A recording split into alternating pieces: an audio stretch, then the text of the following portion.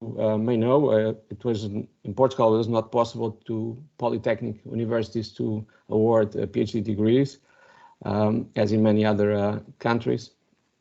And at the beginning of this year, our parliament approved the law allowing the polytechnic universities to award a PhD degree. And they also set a deadline to submit proposals until November. So since May to November, we have looked for partners within the RunEU ecosystem, and we tried to make a proposal, because most of our academics have experience on supervising PhD students, but in other universities. So if you have now this opportunity to give our own the award, we want to do it for our institution.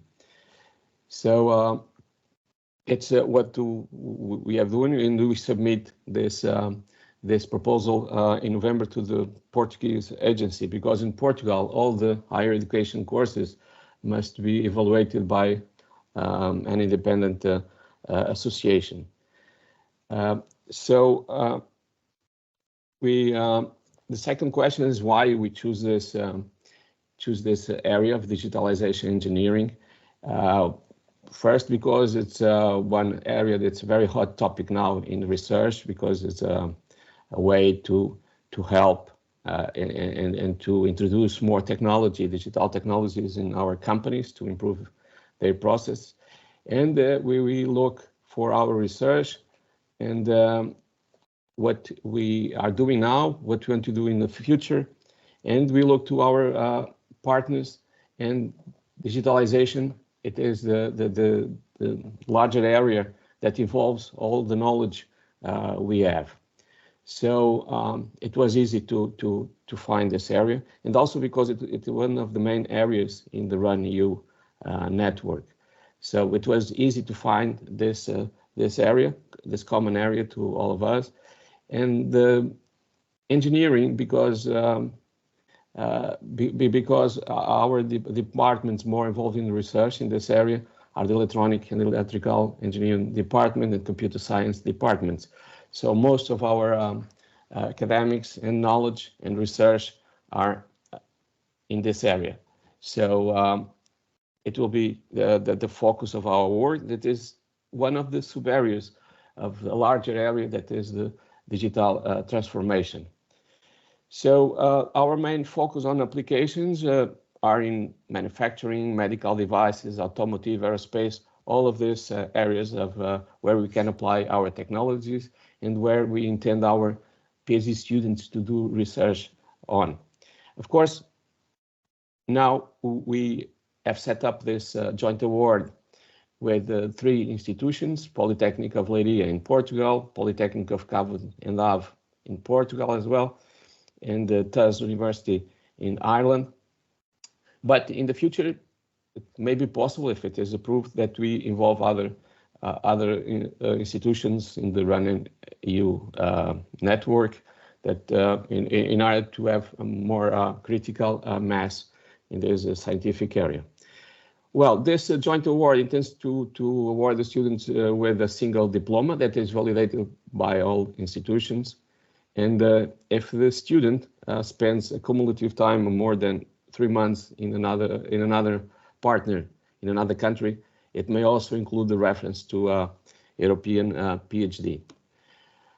Well, as I mentioned, our expertise are in the scientific areas of robotics, automation, machine learning and data analytics, image and video processing, virtual and augmented reality, cybersecurity, IoT, telecommunications, energy. So it's a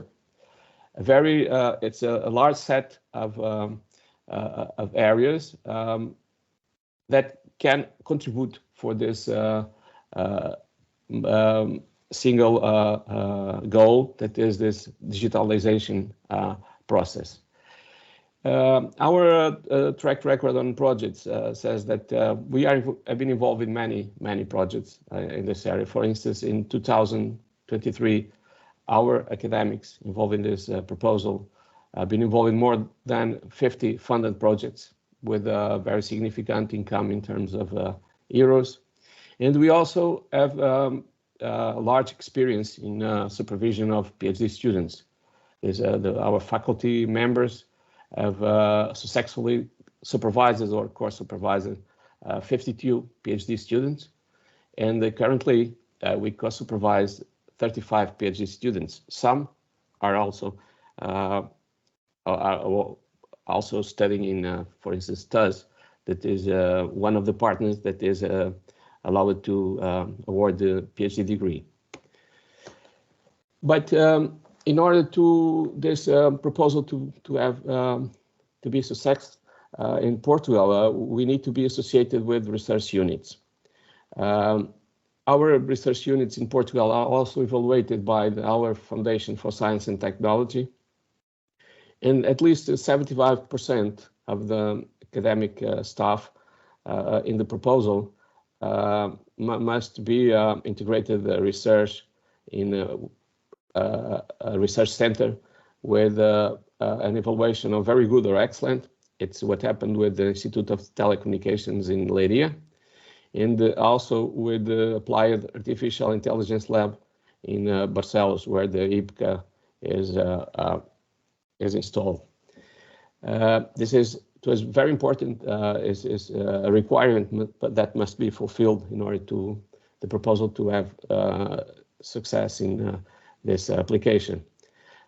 Also, in addition to this, also the TUS University will include 2 research institutes, IDAM in Limerick and the SRI in Athlone.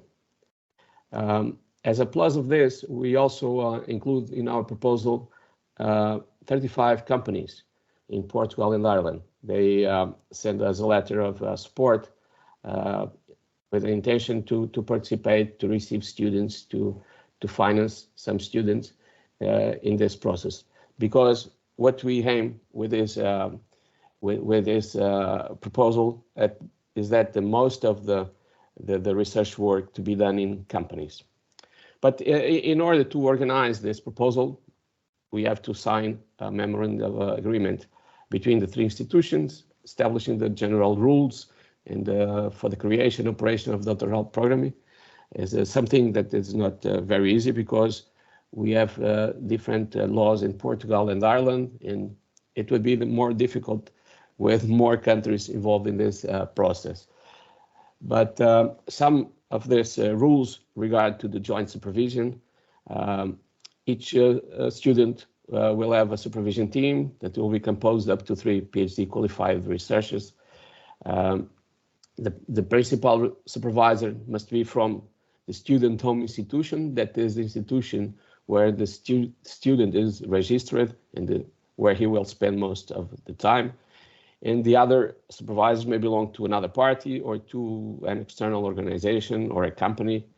Actually, would like very much that each student will have 1 supervisor for each partner, but sometimes because one research area does not exist in one partner, it may not be possible. Additionally, the supervision team may be complemented with a student advisor that will be a researcher that does not have past supervision experience at PhD level, but has valuable research expertise in this PhD field, or a person that has the liaison with the industrial partner, or even someone from the companies. Another important point is the company's involvement. We aim the companies to play this crucial role on this PhD. Actually, we expect that most of the research work to be developed in companies or in partnership with companies. Another thing that is very important is who will fund the students. Actually, for instance, now the public funding in Portugal for PhD grants, a very relevant percentage of these grants must be for research done in companies, with companies. So this percentage is increasing. So we expect in the future to have more grants for PhDs running in companies. We also have many projects with these companies, and some include grants for PhD students. And we expect that some companies may also contribute with fees and grants for the students. So we will look for fund for the PhD students. It's very important. This will also create a lot of mobility opportunities. We will encourage strongly this mobility. This mobility can be through research and development laboratory rotations. It is the students spending some time in a lab, in another partner lab. Internships in companies to carry out R&D tasks. The short advanced programs in RunEU network. We also apply for staff exchange programs to fund this mobility, and we will look for other mobility programs within the RunEU Plus program. Of course, this mobility is not mandatory because the hybrid courses, because the courses may be attended remotely or in person, as in a hybrid type. But during the research, I think it's very important that the students have this opportunity to visit and work with other colleagues. Just to finish, I will just give a very brief look on the PhD curriculum. This is a 3-year only curriculum with 180 ECTS credits. Look into the curriculum. We have mainly 2 mandatory courses. That is research methodology and research integrity. It will be common for all students. And then we have the thesis planning. That is the plan for the thesis that will occur during the first year. And then we have 2 elective courses that are in the scientific area of PhD and the seminar that will end up with a presentation of a paper, scientific paper. But all of these courses with the STAR, the elective courses and seminar, may be obtained by credits with other activities. That means that you really do not need to attend these courses if you don't need to. It is expected that you can obtain these credits with the laboratory rotations, the short advanced programs, internships, and also with scientific publications in journals and conferences. So if the PhD candidate has already some experience on research and wants to start doing research in the area, it's familiar with that area, you may not need to attend this scientific course and start doing research since the first day, because you may be able to obtain credits for these courses. He will have to attend the research methodology, research integrity, that is intended to put the same as all the students with the same level of understanding. Of course, the elective courses are related to our areas of research, the areas where the supervisors are experts. Goes from telecommunications, image processing, machine learning, cybersecurity, digitalization, all of these areas that are related to digitalization engineering, and that are also the areas where we are experts. Okay, thank you very much for your attention. If you have questions, I'll be available for it. Thank you. Thank you very much, Sérgio. I don't know, are there any questions? I see someone popping up in the chat.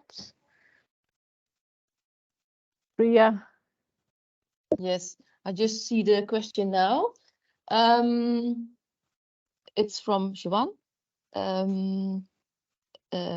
As Sérgio mentioned at the start, the model can be applied to research master's programs as well as PhDs, and can include any RunEU partners, including our 2 new ones, Howard University of Applied Sciences in Belgium and the University of Burgos, Spain, who will become official RunEU partners in January. So it's not really a question, but just a note and remark.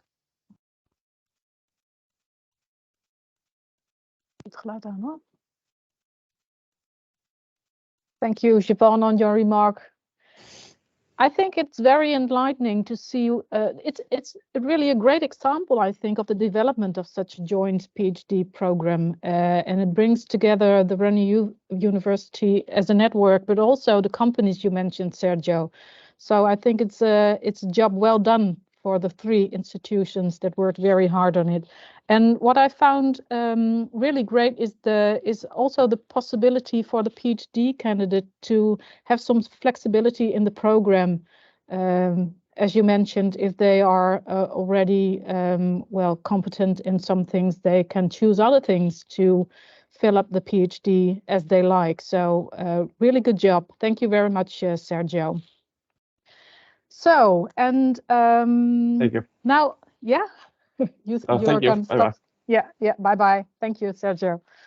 Now to our colleague from NHL Stenden, Wieberen Jansen, on gender diversity in research. Just checking if Wieberen is already there. Yes, I see him right now. I think Sérgio has to stop sharing his screen so Wieberen can share his one. Yes, thank you. And I found it a quite interesting title, Wieberen, Fixing the Leaky Pipeline of Female STEM Careers. So up to you to explain, explain what you want to tell us.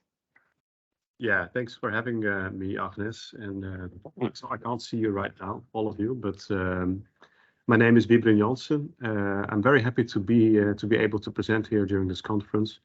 As Agnes mentioned, the title of my presentation is Fixing the Leaky Pipeline of Female STEM Careers, and I will tell you all about the ins and outs of this phenomena. But before I do so, I would like to ask you 2 questions. So please pick up your phone or surf to the website called menti.com and fill in the code that is displayed on the screen, which is 4897. 1270. So 4897-1270.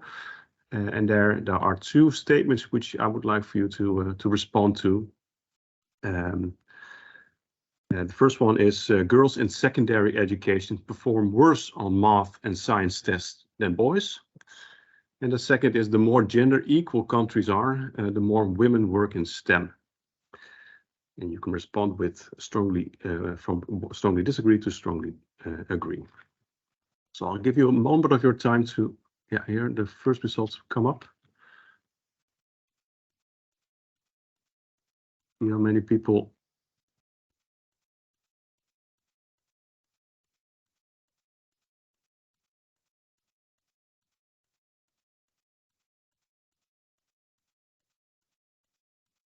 We see some interesting pattern of results here already.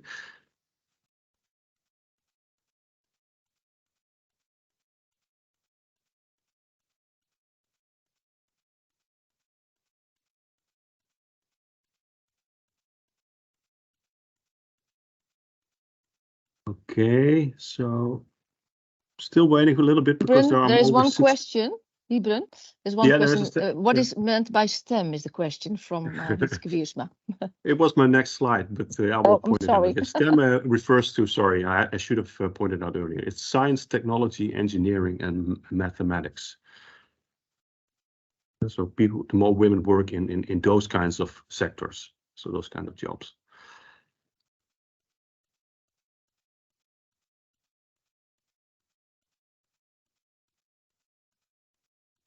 Okay, so on a 7-point scale, on average, you guys think that it scores a 2 on whether that girls in secondary education perform worse on math and science and tests than boys. So you don't think that that is the case. And also you more or less on average agree that the more gender equal countries are, the more women tend to work in STEM. I will get back on these results later on in my presentation. Yeah, but before I do so, let me first briefly introduce myself in order for you to get an understanding of where I'm coming from, where my talk is coming from.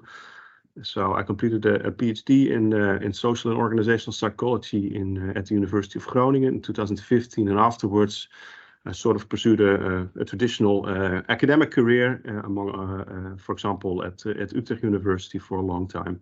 And there I worked on a number of different projects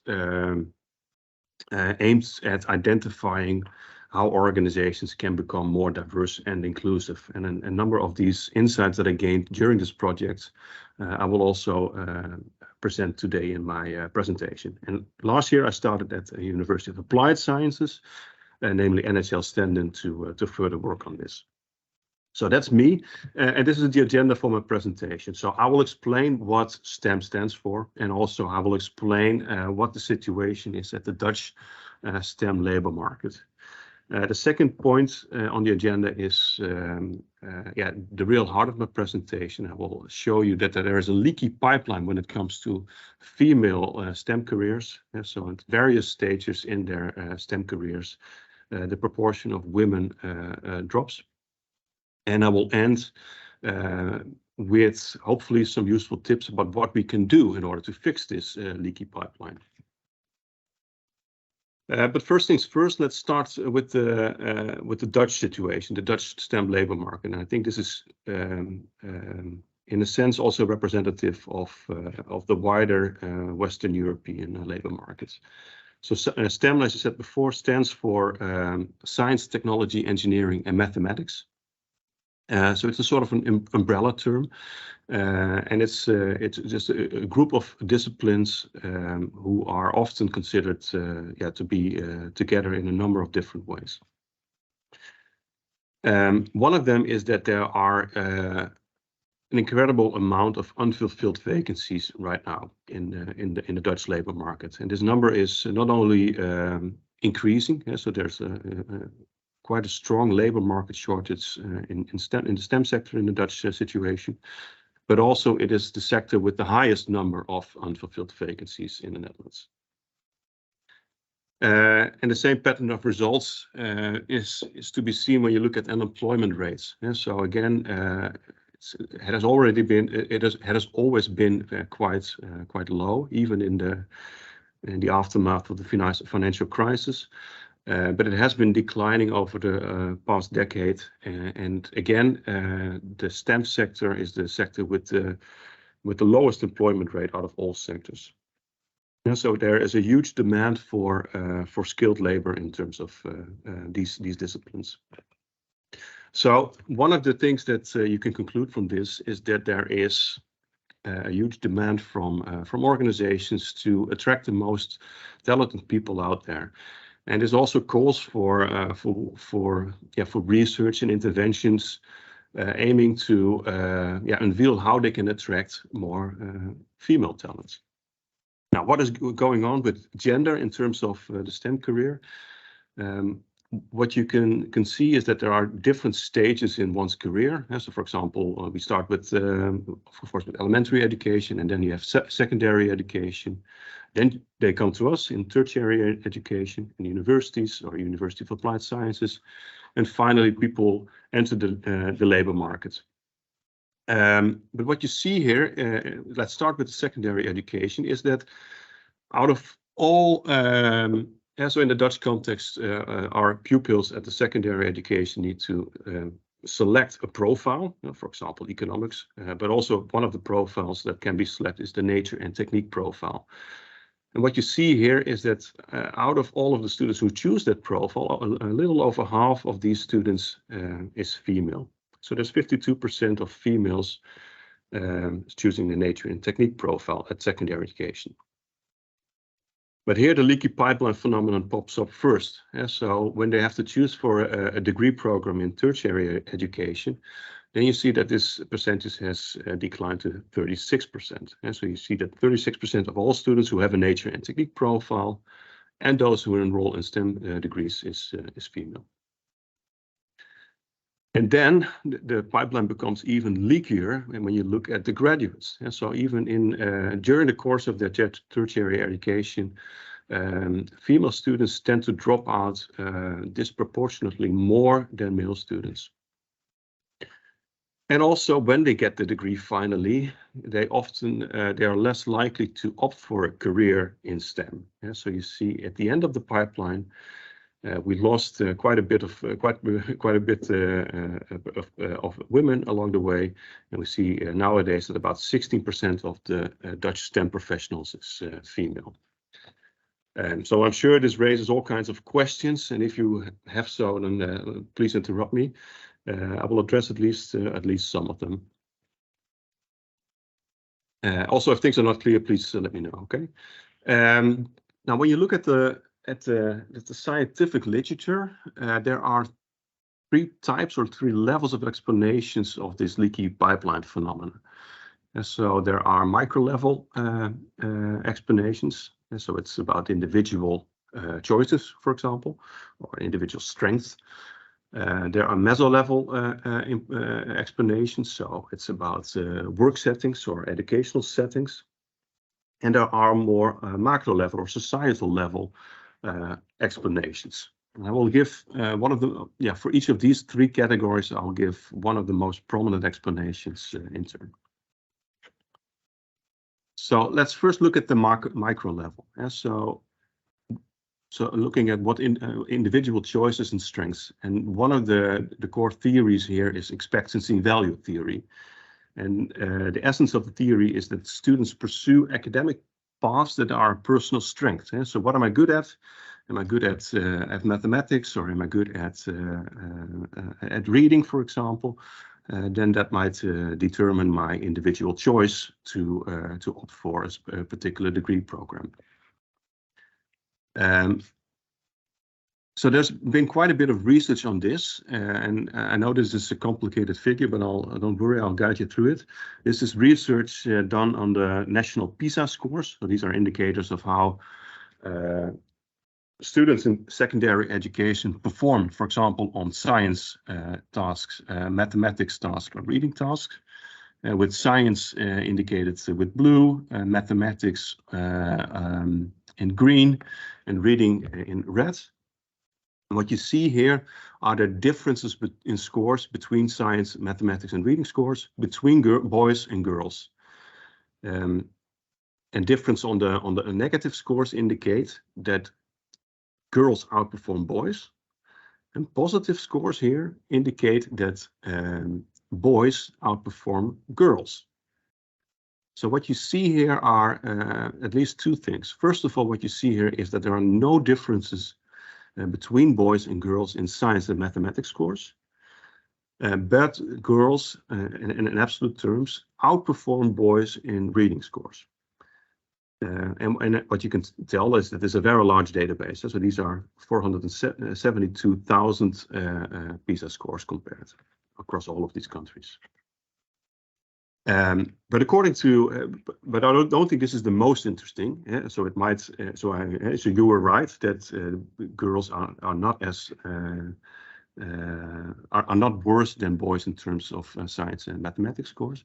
But what expectancy value theory states that it's really about your intrapersonal strength. So what are you as a person, as an individual, relatively best at? Are you relatively best at reading, science, or mathematics? So it's not about comparison with boys, it's just about you as an individual. So when you look at, and that's on the right-hand side of your screen, at the intra-individual scores, then you see a very striking pattern of results. Here you see that where girls are best at, compared to their own ability on reading and mathematics, is the reading score that they have. So they are comparatively within their own person, if you will, best at reading scores. Whereas for boys, compared to their reading abilities, they are better at science and mathematics. And so this is a, I think, very striking explanation for why girls with a nature and technique profile are less likely also to opt for a tertiary education program in STEM. This is the hardest slide, by the way, that I will show you. So hopefully if you get this, then my job is done. Are there any questions about this? Or I can't see the chat. I don't see any questions. Yeah, this is a good sign. Good, and I'll move on. So that's the individual level explanation. So just relative to their other skills, girls are are best at reading, and therefore they are more likely to opt for other degrees. Then we're looking at the meso level, and at the meso level, I mean what's in the educational or the work setting that sort of favors men over women in STEM. And there are at least two mechanisms that I would like to point out. One of them is has to do with the numbers. So there's a numerical male dominance, and not only in educational settings, educational STEM settings, but also in the professional sphere. So women are outnumbered by men, and that has all kinds of effects. For example, it could signal to them that they are less likely to be successful within that degree program or within that profession.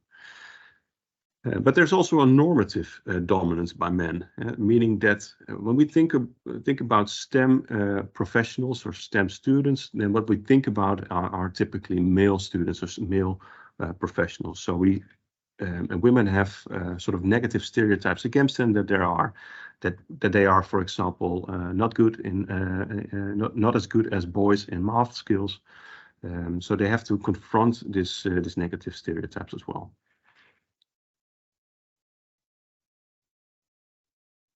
And then the macro level. So these are societal level explanations. What you see here is a graph with the percentage of women among STEM graduates on the x-axis. So the proportion of women who graduate from STEM degrees. And on the y-axis, it's the global gender gap index. And the higher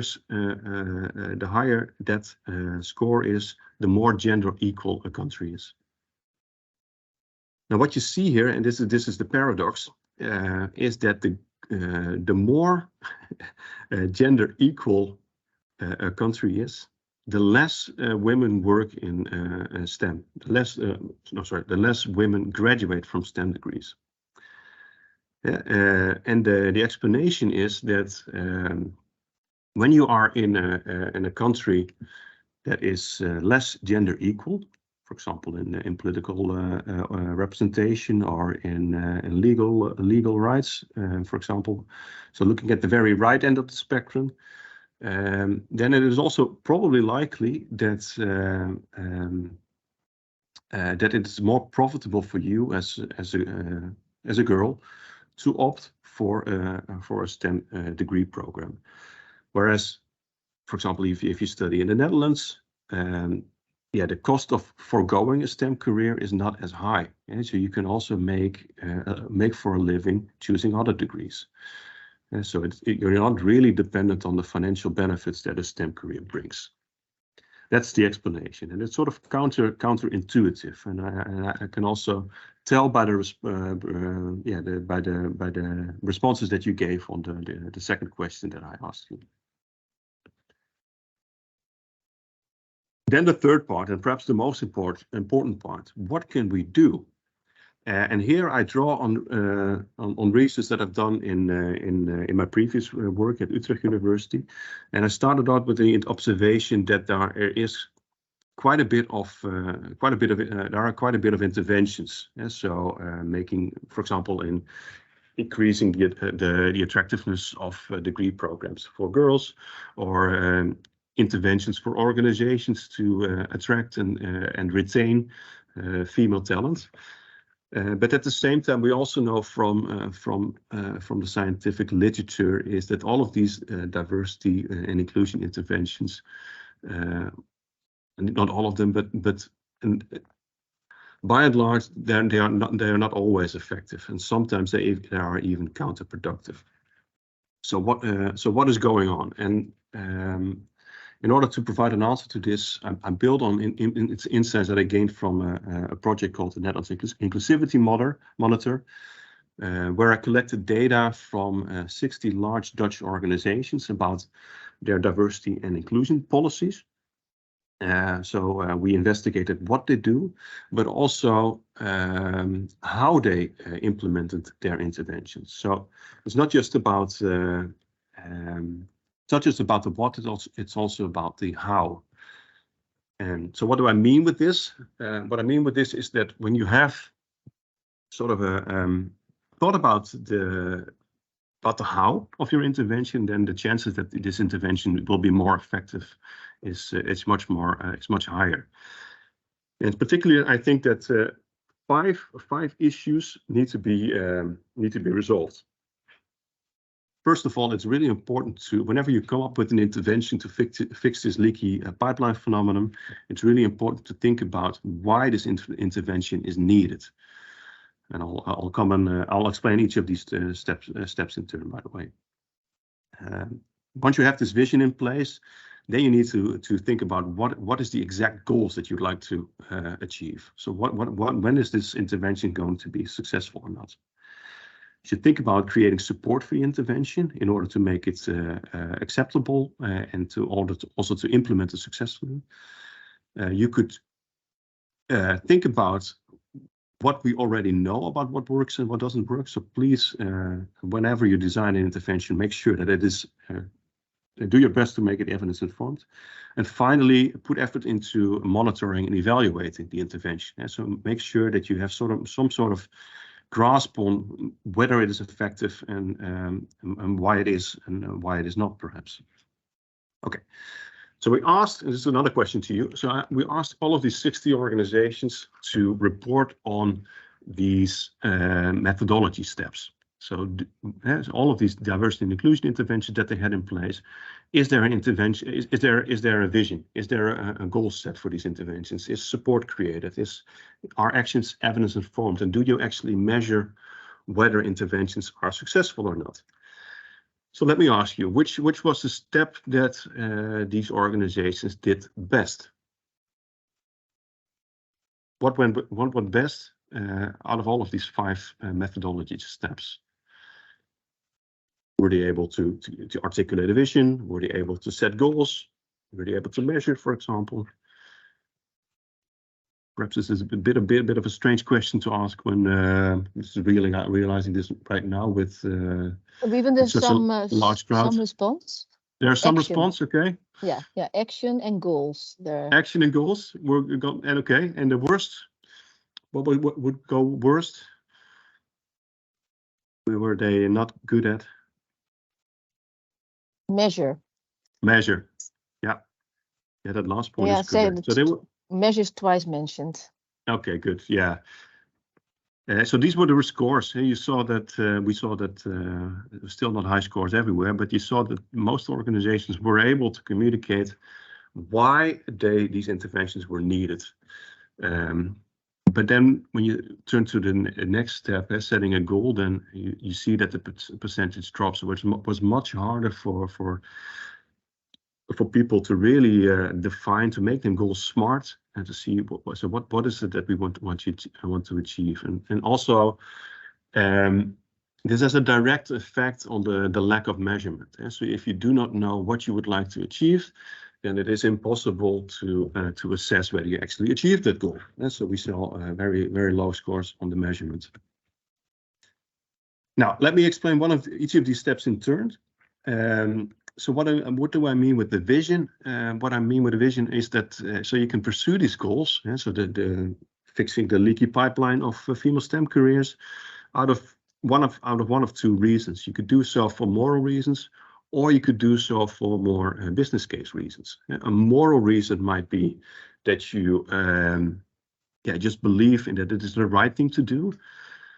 Whereas the business case reason is that you think it's a smart thing to do. So for the moral case, you could say, well, okay, we want to fix this leaky pipeline because we want to be an organization or a university, for example, that treats everyone just and fair, and not based on stereotypes, for example. A business case reason might be, we want to fix this leaky pipeline because we just need the vacancies. We need to fill our vacancies, and we need to attract as much talent as we can. So think about this thoroughly, and then communicate a vision that is really fitting for your goal. And the second step is defining smart goals. So we measured this at these 60 organizations, and we find, so they were, in general, they were quite bad at defining smart goals, but they were relatively good at defining acceptable and realistic goals. So goals that are accepted by the most important stakeholders and also that are feasible. But goals tend to be less often specific, measurable, and time-bound. So that was the real challenge. Then is support for the intervention created? And here you can think about support for these interventions in various ways. So you can establish support among board members, for example, at the highest level of the organization. And really here it's really about a symbolic and realistic commitment to these goals. The board member, for example, determines resources and responsibilities for achieving change, and it's really important to establish that. But also support is needed among line managers because they drive change, so they implement changes that are given from above, but they also notify the employees that they have under their responsibility of the interventions. And finally, support also sometimes needs to be created at the employee level. So employees can indicate, for example, what the specific opportunities and challenges that they have, and they might also, they might also be very important to express support and inspire other employees.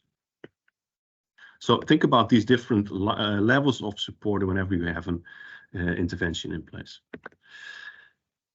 Then, is the intervention evidence-informed? So, with evidence-informed, we mean a combination of practical knowledge and scientific knowledge.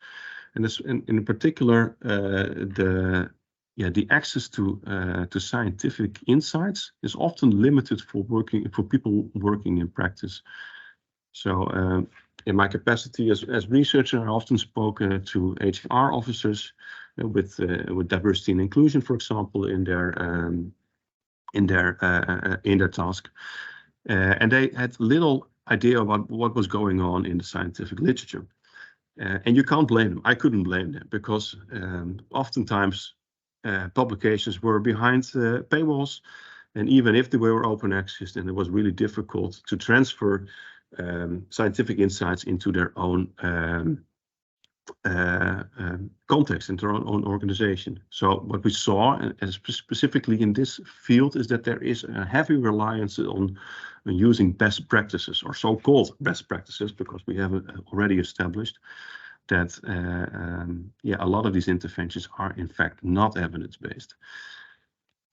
So it's important to gain access to evidence-informed knowledge. And finally, but it's also difficult. And finally, like I said, effects are often not monitored or evaluated. And one of the reasons is that goals are not formulated in a smart way. The other reasons is that people who implement these interventions often lack the knowledge and experience to thoroughly evaluate these types of interventions. So my colleagues and I also worked on sort of fact sheets for practitioners to put this into practice, to really help them in order to draft up an effect and evaluation plan. One of the things is that when I talk to practitioners, is they often feel like effect evaluations are about sending out surveys to respondents and see whether the intervention worked. Whereas there, as you can tell from this very complex diagram, there are several ways in which you can evaluate and monitor your intervention. And the first question is really about what you want to measure. So, for example, I asked you two questions at the beginning of this presentation, whether girls are worse at mathematics and science than boys, and whether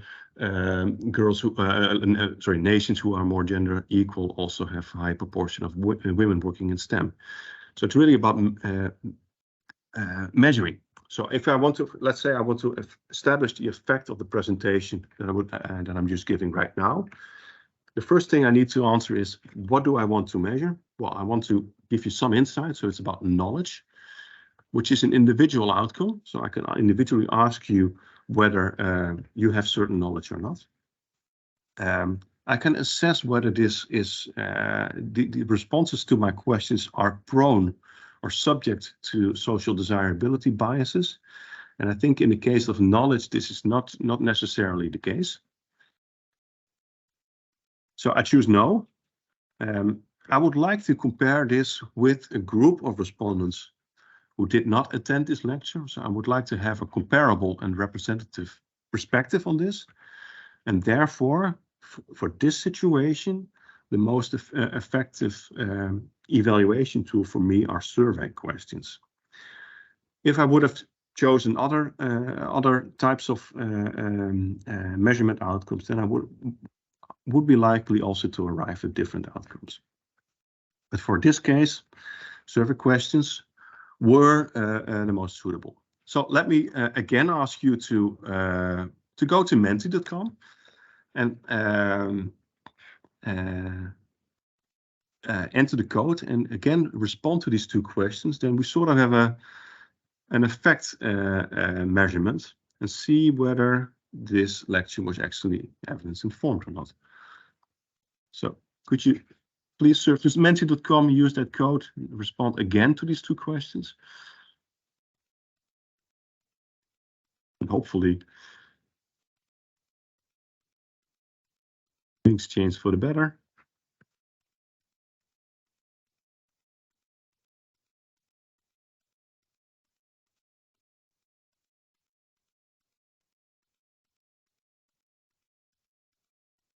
Looking good. See how many respondents we get.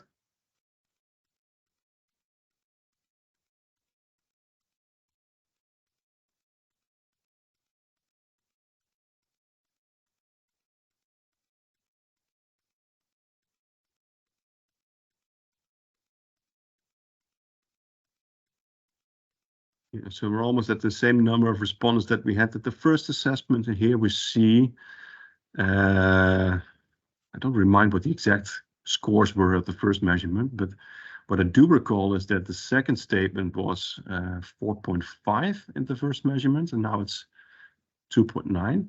Yeah, so that's correct. And I also think that,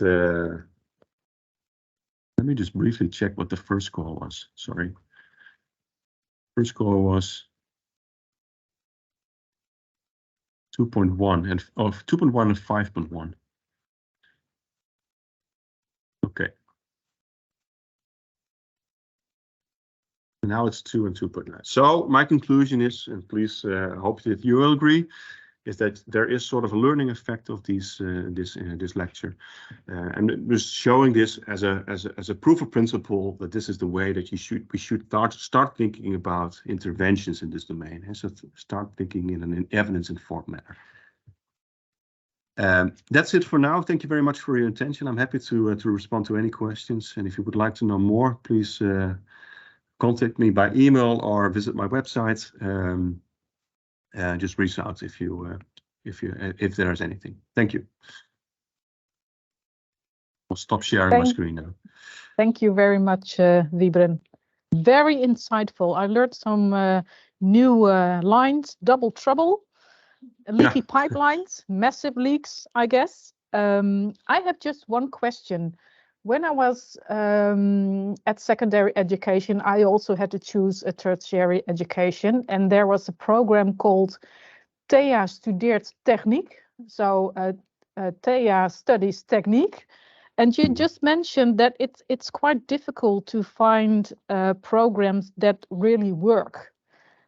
How did this program work, or do you have a very good example of a program that really worked or works to get women into STEM and let them stay in the STEM career? Yeah, I think we are improving, but like I said, there is not a lot of evidence-based interventions out there.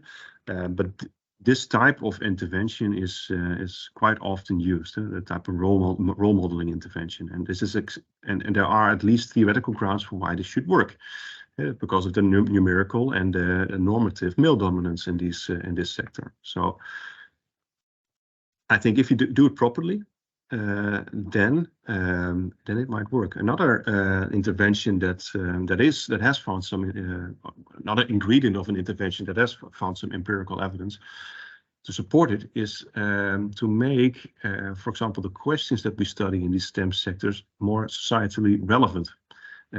If you do so, then you are more likely to attract female students. So make sure that, for example, it's important to address societal problems, to help, I don't know, to help improve healthcare facilities, or to address social inequality, for example. There is one question in the chat. I will repeat it. Is there any evidence about what happens to the women who stay in STEM? Do they progress up the promotional ladder? Yeah, some do, and most of them don't. So what you see is that in the Dutch sector, I think 16% of all STEM professionals is females. And so you see that they are already in a numerical minority. And of course, some make it to the top, but just because of their sheer just because of the fact that they are in a minority, this will always be a minority. And also, what you see are some adversal effects. So you have the queen bee phenomenon, for example, which is the phenomenon that women who are advancing in their career, who become, for example, an executive at some point, they tend to distance themselves from their gender identity, and also therefore from other junior women within the organization. And it's not because they don't like this women, it's because they have this sort of, they work in a masculine context. That's one reason for them to focus on their individual identity. So just to see themselves as an individual and not as a woman, as a group of women. And the other thing is that they also believe that because they advanced in the organization, that the organization will form a meritocracy for everyone. So they don't necessarily have experienced the same problems that junior women face. So there is a sort of a catch-22 there. Thank you. I think there's another remark about very interesting collection of presentation of data of gender participation along the pipeline. Thank you, Wiebren. I think Agnes will take over. Yes, thank you, Ria. And thank you again, Wiebren. Very interesting topic, and something we need to take into consideration, I think, also within the RunEU network. So thanks again. Okay, on the schedule right now, we have 3 parallel thematic sessions on sustainability, social innovation, and digitalization, and what RunEU can do for the businesses and society. I'll be putting the links to the Teams environments, the separate Teams environments, in the chat, so everyone that wants to join in one of the parallel sessions can join via the direct link. Okay, my colleague Ingrid will do that right now. And we'll be back again at approximately, let's see, 5 minutes to 3. That's Central European time. And then we'll wrap up the 3 different sessions hosted by Virve, Pedro, and Petra from the RunEU Alliance. So please, if you want to join, click on the Teams links presented in the chat for sustainability, social innovation, or digitalization. Thank you.